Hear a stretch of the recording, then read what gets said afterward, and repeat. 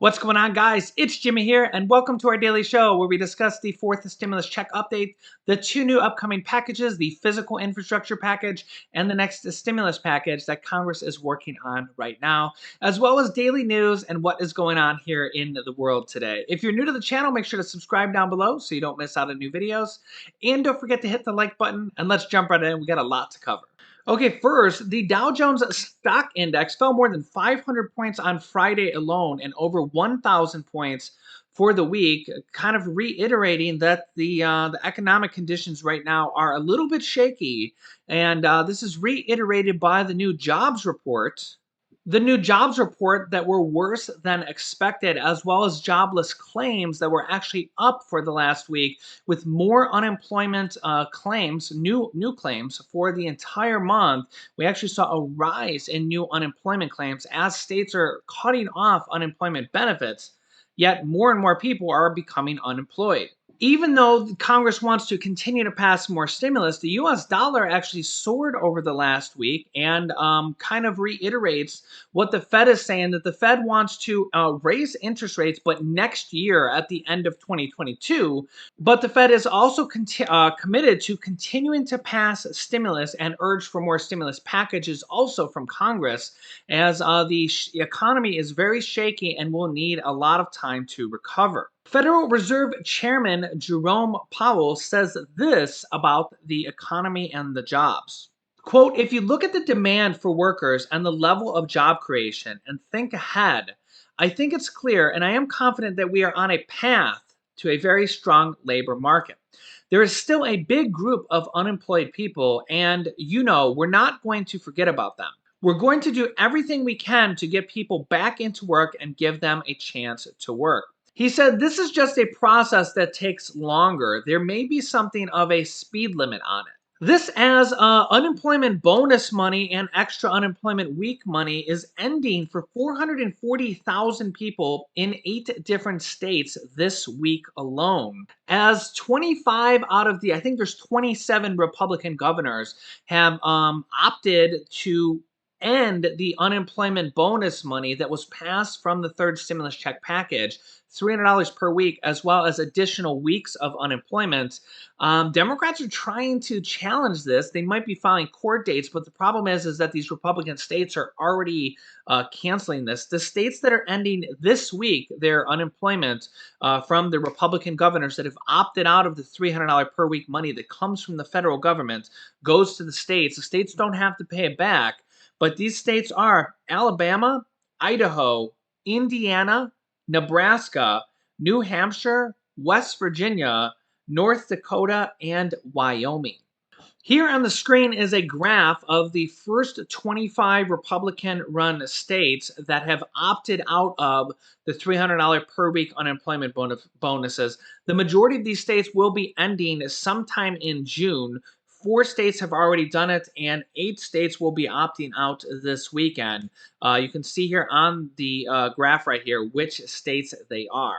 And here is the timeline. June 12th, which was last week, Alaska, Iowa, Mississippi, and Missouri opted out. This week, starting today, Alabama, Idaho, Indiana, Nebraska, New Hampshire, North Dakota, West Virginia, and Wyoming opting out.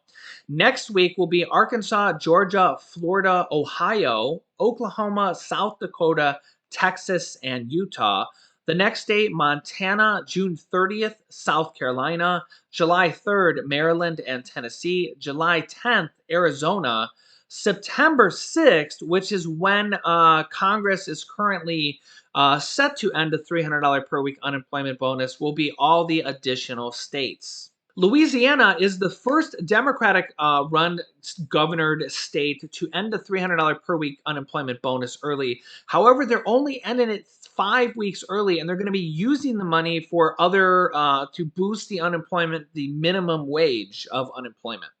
As you can see here, Governor John Bel Edwards on Wednesday signaled a bill that terminates the federal unemployment early in exchange for increasing the maximum state unemployment benefit by $28 per week to $275 per week. However, it will start in 2022. However, there is a new bipartisan legislation with support from both Democrats and Republicans that would incentivize employees or employment with a $180 weekly payment when they find work, which is 60% of the $300 weekly federal unemployment benefit. A bipartisan group of representatives this week introduced legislation to incentivize people returning to work as businesses across the U.S. struggle to find workers. Republicans and Democrats on Friday introduced a strengthening unemployment program to provide opportunities for recovery and training known as the Support Act for New Workers, the Support for New Workers Act, which gives those who find employment after previously being unemployed weekly payments of $180 per week. This $180 amounts to 60% of the $300 federal unemployment benefits that President Biden and passed from the third stimulus check package will continue until September 6th. This bipartisan group says while the end of the pandemic is in sight and life is steadily getting back to normal for many people, our country is experiencing a serious workforce crisis that is severely hindering what could otherwise be a strong rebound from COVID-19 and the challenges it presents. Other states on their own are offering back to work bonuses, such as Arizona, that will pay a $1,000 back to work bonus if you go back to work part time and $2,000 if you go back to work full time. The Arizona Governor Doug Ducey says that they've opted out of the $300 per week unemployment bonus, and instead they're going to use that money for when people go back and find work. The Arizona governor says something similar to, I don't have his exact quote with me here at the moment, but he said that we would rather pay people to go back and find a job, and when they find a job, give them a bonus for doing so, as opposed to paying people to stay on unemployment. Now, they're still going to continue to get their regular state unemployment benefits, which is about, each state's a little different, but about 50% of what you used to make at your current job that you obviously lost during the pandemic. And instead of the $300 per week bonus while you're unemployed, you'll get a $1,000 to $2,000 back to work bonus, at least in the state of Arizona, when you find a new job. There's multiple different back to work bonuses for all sorts of different states going on right now across the country. Democratic Representative Pramila Jayapal, who is the leader of the Democratic Progressive Caucus and one of the most outspoken leaders from the Democratic side pushing for more stimulus, says, quote, 1 million tenants are evicted every single year. 500,000 people were homeless before the pandemic. Enough. We can and must take bold steps to make sure that everyone has a place to call home. It's time to guarantee housing as a human right and join the fight. She is one of the co-sponsors, along with Democratic Representative Rashida Tlaib, that they have introduced a bill in the House of Representatives for a one-time $2,000 stimulus check, then followed by $1,000 monthly recurring payments that would go until 1 year after the pandemic is declared over. So even when the virus is gone, that if this particular bill was passed or added into the next infrastructure package, that they would give out $1,000 monthly stimulus checks for at least 1 year after the pandemic is declared over, because the recovery, the economic recovery, is likely going to take at bare minimum 2 to 3 years. In 2008, 2009, it took 4 to 5 years for the economic recovery to get back to normal for unemployment levels and other economic indicators. The Democrats are currently working on a $6 trillion infrastructure package that they're working on behind the scenes that they would pass through the reconciliation process, which means the Democrats can pass this on their own in both the House, the Senate, and send it to the president to sign without any Republican votes at all. Now, the interesting thing here is that President Biden's initial plan for the two packages that started off as one, known as the Build Back Better package, were then split into two as the American Jobs Plan, the physical infrastructure package, and the American Families Plan, the next stimulus package, Part 1 and Part 2, are now being combined back into one, at least behind the scenes, as the Democrats are working on the paperwork and starting the process to pass that through the reconciliation process, which means that if Republicans don't make a deal on the side, there's two different groups of Republicans working on making a deal over the next infrastructure package. But a lot of Republicans or I'm sorry, a lot of Democrats are saying that that is too low, and the Republicans that are in those bipartisan agreements have brought the package down all the way to $1.2 trillion dollars just for the physical infrastructure package, which started off at $2.3 trillion dollars. And a lot of Democrats are saying that's just too low. We were voted into the majority. We now control the House, the Senate, and the presidency. And we should use that to our advantage to pass the next stimulus package and the next stimulus check and the next infrastructure package all together as one, as a very, very large package, as high as $6 trillion dollars. The interesting part here is that the first two packages, the American Jobs Plan, the American Families Plan, the initial proposals for that was only $4.1 trillion dollars. So for round numbers, $4 trillion dollars, but yet they're working on a $6 trillion dollars deal, which would leave an additional $2 trillion dollars for other stimulus items like stimulus checks, monthly stimulus checks, Social Security increases that they've talked about. There's a plan from both Senator Bernie Sanders as well as President Biden himself has. He's actually in favor of two different plans. In fact, I'll link you to a video I just did here at the end of this video with my most recent update about the Social Security increases that they want to do, as well as Medicare expansion that will probably be included in this next package, which will include additional Medicare benefits such as hearing, dental, vision, and hearing aids completely for free, no additional costs, as well as lowering the Medicare eligibility age probably to age 60 is probably what I think we will end up seeing in this next package. Everything is up for negotiation right now. And the interesting part is that the Democrats are starting at $6 trillion dollars. I do think it'll be negotiated down a little bit, but leaves an extra $2 trillion dollars in there for anything stimulus checks, monthly stimulus checks, in addition to the child tax credits, which are monthly checks that are already going out starting on July 15th of $250 to $300 per month per child. That's already passed for 1 year. In this package, the Democrats also want to extend that until 2025. That's checks that were just for children. They go to the person who claims them as a dependent on a tax return.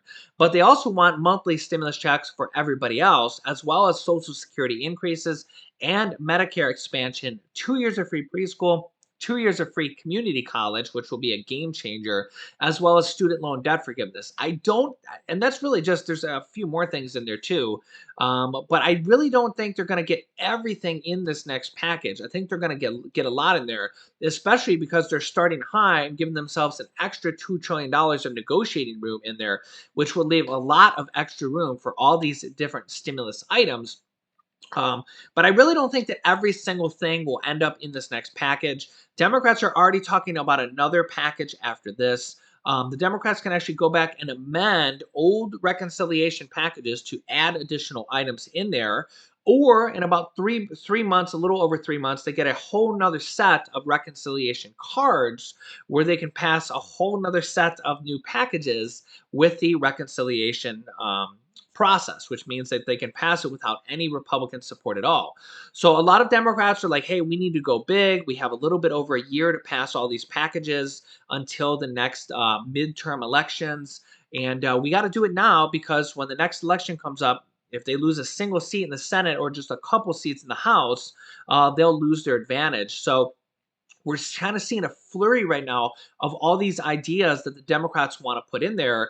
And there's probably about a 50-50 chance that the Democrats are just going to pass this on their own without any Republican support at all. I think that if they pass the infrastructure package, the physical infrastructure package with Republicans, I think that's a 50-50 chance right now. Then for sure, they would pass the next stimulus package if they pass them in two separate things. That for sure would have to be passed through the reconciliation process because there's just no Republicans that are in support of more stimulus right now. And that's the same since the third stimulus check package. And it's kind of been that way since President Biden came into office, which is, again, I'm not a Republican, I'm not a Democrat. It's kind of interesting because Republicans passed a stimulus package in December, a month before President Biden came in. And that was the fifth stimulus package passed underneath former President Trump. only two of them had checks, but there was five packages passed in total as recently as December, and President Biden came in on January 20th. But as soon as President Biden came in and the Democrats are in control of the House, the Senate, and the presidency, Republicans are just no longer in support of any more stimulus now, which is I kind of feel like it's just a little bit of a political thing because again, Republicans passed more stimulus in December, but when January came, they no longer wanted any more stimulus. And again, they passed five packages. And I mean, you can't be realistically think that President Biden is not going to pass any stimulus packages when for his former predecessor, former President Donald Trump, passed five. I mean, we know that Biden's going to pass at least a couple. I mean, he's passed one now, the third stimulus check package, and there's two more on the way, the jobs plan and the American Families Plan, that might be combined into one. But I mean, let's be realistic here. We know that the Democrats are typically for more stimulus, and the former president Donald Trump has five packages. I mean, it's not unrealistic to think that the Democrats will want to pass as many packages, five packages as well, as the Republicans do. Even if the virus is over, the economic recovery is going to take years, years. So, I mean, the economic recovery is just not going to get back to normal here in the next 30 to 60 days. And we're seeing this with the terrible April and May jobs report, which were absolutely terrible. We were supposed to create over 1 million jobs in both April and May. And in April, we only created 266,000, which is like 75% less than we were supposed to create. And May was like 566,000, which is about half of what we were supposed to create. So the economy is not, it's getting a little bit better, but very, very slowly. And even the unemployment claims this last week were actually up. So we actually had more people filing for unemployment claims this last week than we have seen in a month, which shows that the economic recovery, it's really up, down, up, down. It's not just going to be a path shooting star back to normal. It's going to be a very slow recovery. And this is exactly why they want to continue to pass more stimulus. The Fed has said that they're going to continue more stimulus measures with their bond buying programs and pumping money into the market, as well as they're not going to raise interest rates until the end of 2022.